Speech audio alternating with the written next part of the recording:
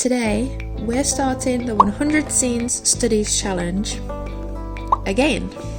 Hello, my name is Lero, and this year I am taking a risk and working towards my dream of having an art business. And like I mentioned, today we're starting the 100 Scenes Studies Challenge, and I am promising myself that I will not give up.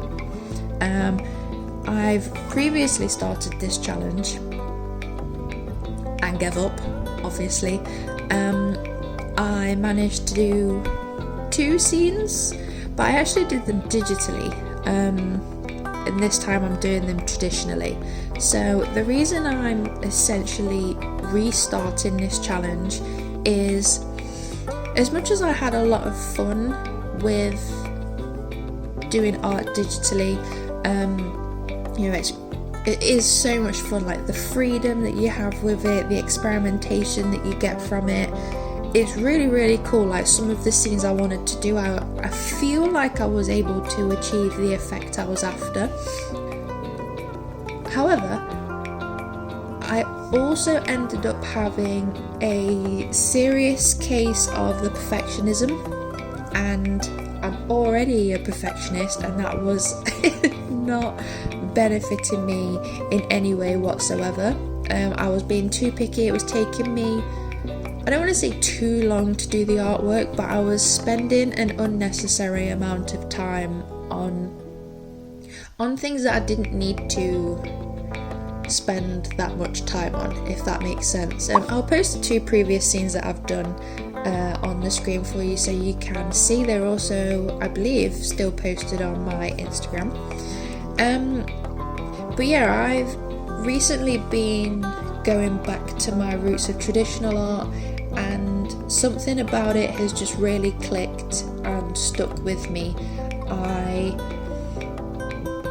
just really enjoy having like the pen or brush or whatever feeling in my hand and creating something on paper, whether I'm journaling, drawing, painting. There's something about it just feels so much better than doing it digitally for me.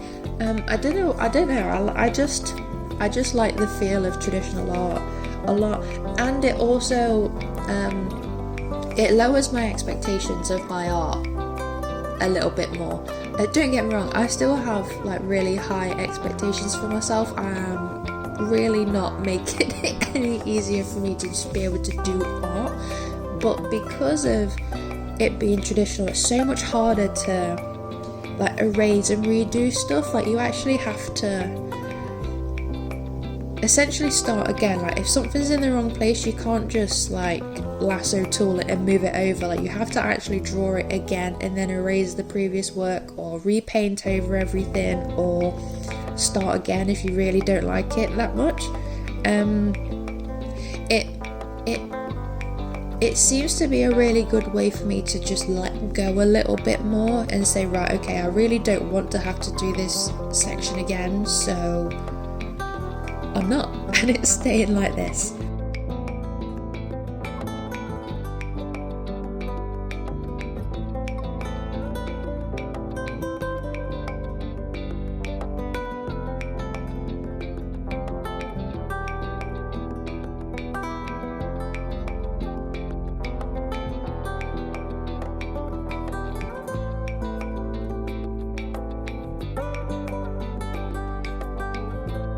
So if you're wondering what the 100 Scenes Studies Challenge is, to my knowledge it was started by Alison Aletha on YouTube. I will link her in the description below. She is an incredible gouache painter and is one of the reasons I started painting and doing art more traditional again in the first place.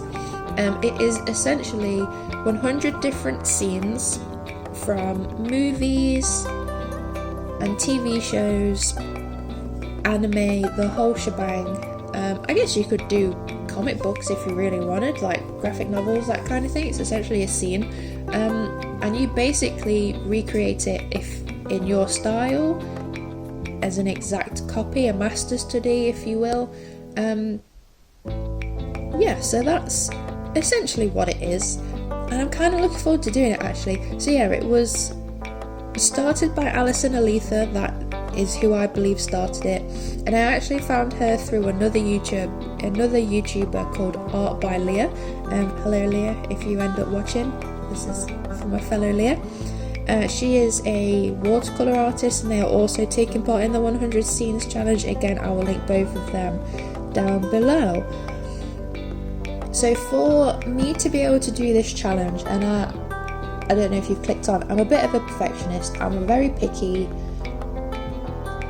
and there has to be something that really like sparks my interest to be able to want to do it. Basically, I make life really hard for me. So for me to be able to do this challenge, I've basically put a bunch of films and TV shows, etc. into a spin wheel, and I am letting that pick what film or TV show I'm doing a scene from. So it kind of just takes the pressure off me, because I assume like a lot of artists, a really bad case of the indecisiveness. And I can sit there and just be like, I really want to do art today. And then I'll spend hours and hours and hours and hours finding inspiration. So using a spin wheel, I think, is a much better way for me to do it, because you spin it, it picks it, and I go, okay, that's what we're doing. So what I've actually been doing is when a name gets picked, I will then sit and watch the film or the series until I find a scene from them that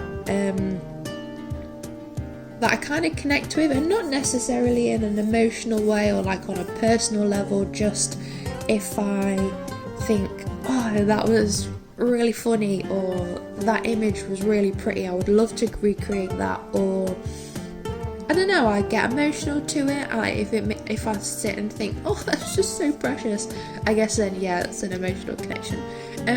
So that's kind of how I've been picking things, just to make it a bit easier, and then also it's just a fun way for me to sit and be able to watch TV while creating and just enjoying the process, really. I've watched so many things that I haven't watched in a while, and it's just made me really, a lot of the things that I've picked seem to be everything that I really enjoyed like growing up as well. So I've kind of been like revisiting little Lero, which has been my inner Lero, which has been really nice actually. So yeah.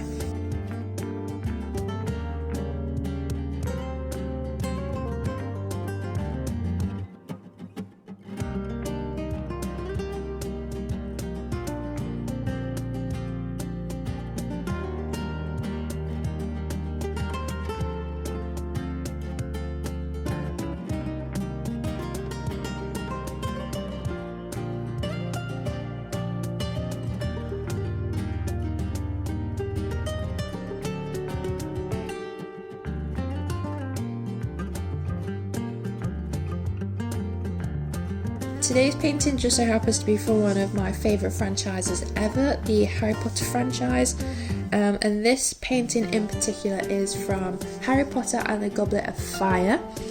This is the second trial where someone special is taken from each contestant and basically put underwater, and they are guarded by merpeople, and they have 1 hour to collect this thing that has been taken from them, and they don't know what that is until they get to the thing they need to collect, and then they realise it's a person.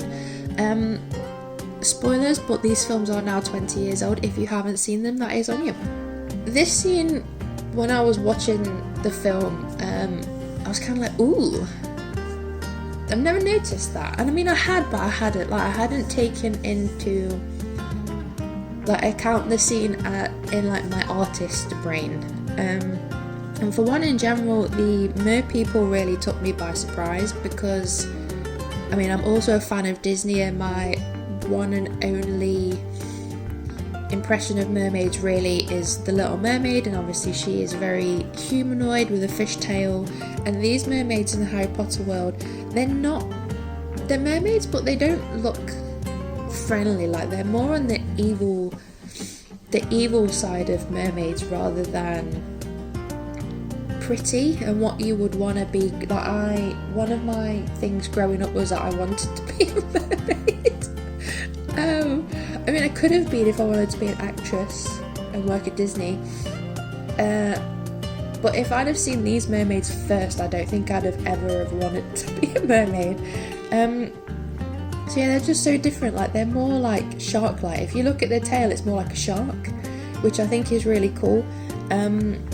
So I wanted to do this scene, and also I really liked how there was like the directional view of where the mermaid actually was. Like she's like opened in a curtain of seaweed. In the background, it was really striking, and again my artist brain kind of kicked in and was like, oh, I understand the composition of this and I understand the values, and I really want to have a go at painting like paler foreground, background, mid-ground things. And if only you could see how I was talking right now, my arm is up in the air waving like a madwoman. So yeah, that's why I picked this scene.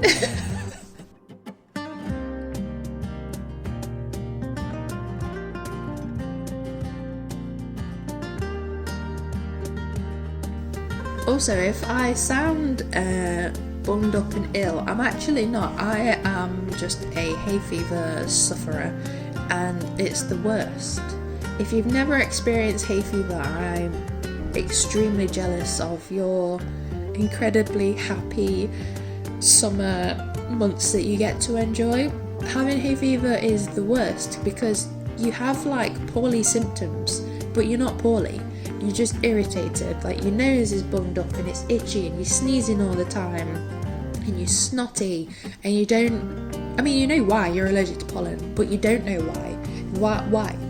Why does summer hate me?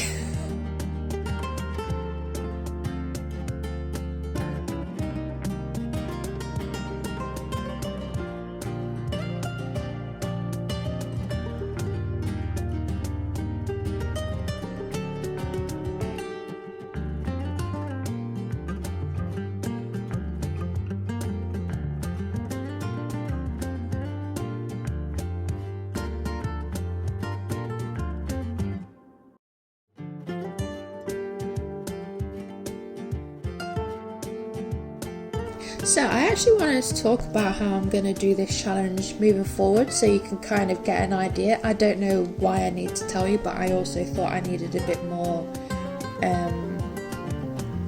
to talk about with this voiceover, because apparently this video is half an hour long and I talk fast apparently when I'm doing voiceovers. So this is actually my second time recording this voiceover because I did it once and realised it was like 12 minutes long. I was like, no, it needs to be a bit longer than that. I can't accept that. So how I'm doing this challenge moving forward. So my plan is to do one video per painting, because my style of editing videos is to actually keep as much footage in as possible.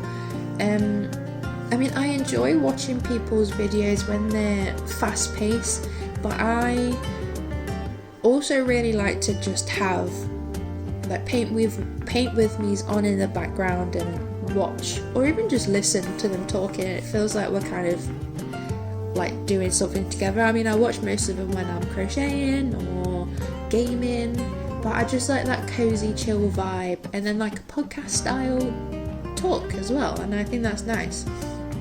Yeah, so I like to keep in as much of the process as possible. The only bits that I really cut out is me hesitating, me mixing paints, because apparently I take forever to do those, and also I do this thing with my brush, you might notice it, where I just sit there and like move it around in my hand before I'm ready to make a brush stroke, and I do that in between almost every brush stroke, and it drives me insane. And I can just imagine people watching it and being like, Lyra, stop. I guess it's a stim, I don't know what it is. But I also, doing that 1 to 2, I also want to kind of keep the videos as short as possible. Like, I'm noticing that when I cut out all of these hesitation bits, that the painting process doesn't actually take me that long. I am making it longer because I take so long in between each stroke. I don't know why. So I feel like doing one video per painting would be the best. So you're about to get 100 of these videos if I can stick with this challenge, which I'm going to, because I promised myself that I will. And I also recently posted a 1 hour long paint with me video. It was just music, no talking, and I think that might have been a bit too long. I mean, if you want to watch it, it will be linked up in the cards below. But yeah, I think an hour might be too long. Let me know in the comments, you can tell me. I'm also having no deadline, no end date, no finish line, I guess, on when I want this challenge done. I'm just gonna do it. So I'll most likely throw in a couple other videos in between, so it's not just all this challenge, just so you've got other things to watch as well. I might even just do straight up paint with me videos and nothing else. The reason I'm going to be doing this as well is because I have this habit of hyper focusing on things and only doing said thing and then massively burning out. Like my entire life will be consumed by this thing. I will research, revise, if you will, study, dream about it, and this hyper focus usually lasts about 2 weeks, and then I stop. And I think this is one of the reasons why I didn't carry on doing it digitally, because I take my iPad everywhere most of the time anyway. I mean, I take it with me in my other job, so whenever I had a gap I would also be painting. Like, I was pretty much doing this every hour of the day possible, whereas traditional I only do it at home. So I think it will help to break it up a bit and, you know, have other projects on in between as well, rather than just this studies challenge, because then I would just drop it. You know, I wouldn't even pick it back up later and carry on. I would just start afresh, exactly like I'm doing now. Like, I managed to do 2, and rather than just carrying on and being like, oh, I did 2 digitally, I'll just carry on and do the other 98 traditionally. No, I have to start again. I'm a completionist that's never completed anything a day in her life.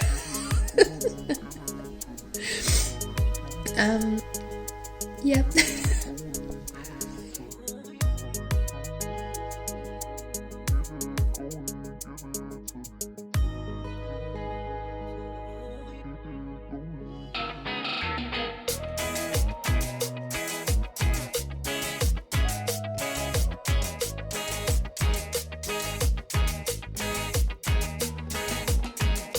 So, I don't actually know how far along we are recording this compared to video, but I do actually end up painting the mermaid in the wrong place, kind of on purpose. So what I did, which I guess is technically wrong really, so I did the background, you know, I didn't go into loads of detail.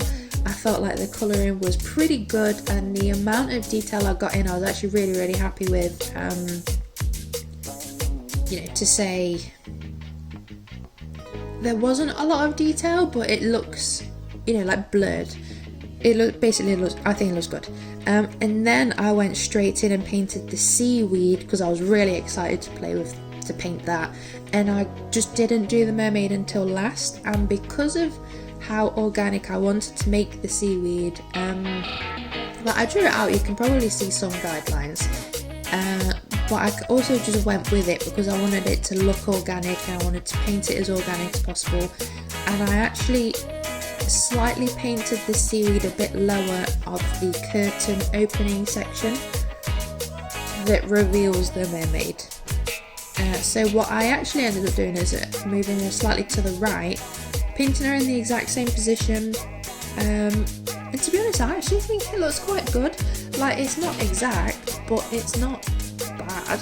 Like, I don't think anyone would walk past it and go, well, you painted that wrong. I think you would just go, ooh, I know that scene.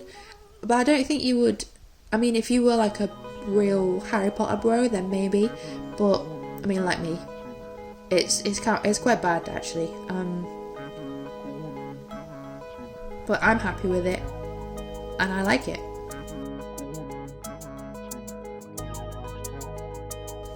I also would like to apologise for the changing camera angle of filming this. I filmed it over 2 separate sessions and kind of forgot how I positioned my camera the first time, so I thought I got it right, and then I was editing it and I was like, whoa, that is so off. So I do apologise for that. I don't think it's too big of an issue.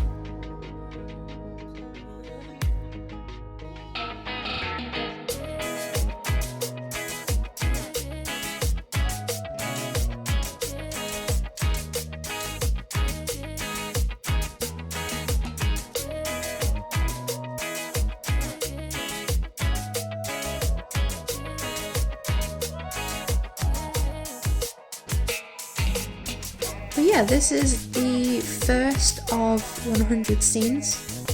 99 more to go. To be fair, even if I make it to 3, I've still done better than the first time, so. But yeah, thank you so much for watching. I hope you enjoyed the process of me painting this scene. If you can think of any movies or series that you think I might like to paint or you would like to see me paint, then please leave them in the comments down below. And then to make things a bit easier, also let me know the scene in particular and I'll try and find it. If you wanted to go into that much detail, you could even leave me the episode title or the season and episode number or a timestamp. That would be great. That would be great.